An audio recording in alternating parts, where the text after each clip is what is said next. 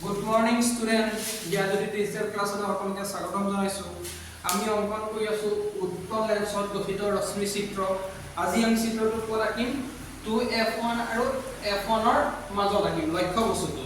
লক্ষ্য বস্তু যদি 2f1 আৰু f1 ৰ মাজত থাকে।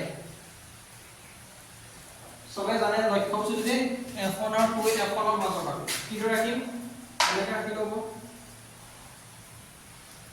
ধৰি লব ইয়াত ব্লেক পেন ইউজ কৰিছো আপোনালোকৰ সুবিধাৰ কাৰণে।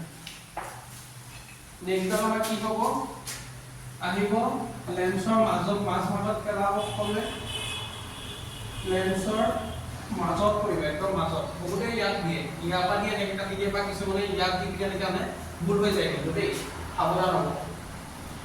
তাৰ পৰা কেনি যাব f টোৰ মাজেদি পাৰ হৈ যাব f টোৰ মাজেদি পাৰ হৈ যাব।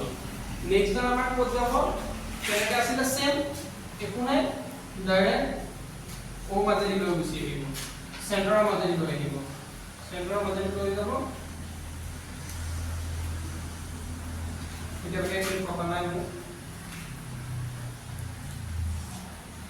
দীঘলকৈ দিব ইটাটো দীঘলকৈ দিব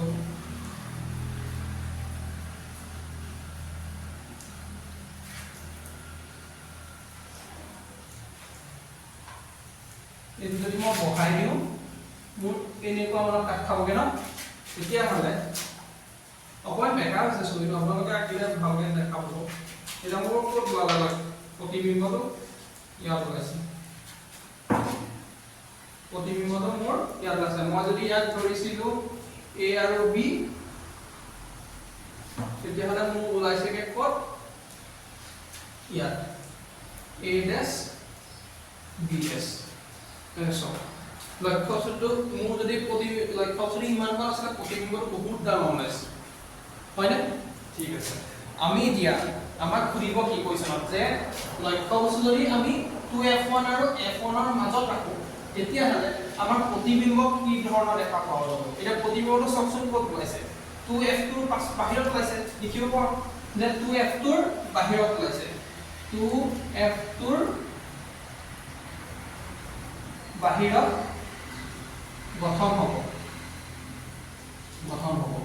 আৰু কি দেখা পাইছো আকাৰ দেখা পাইছে। আকাৰ কেনেকুৱা দেখাতে গম পাইছো ডাঙৰ বিবৰ্ধিত লিখিব পাৰো আমি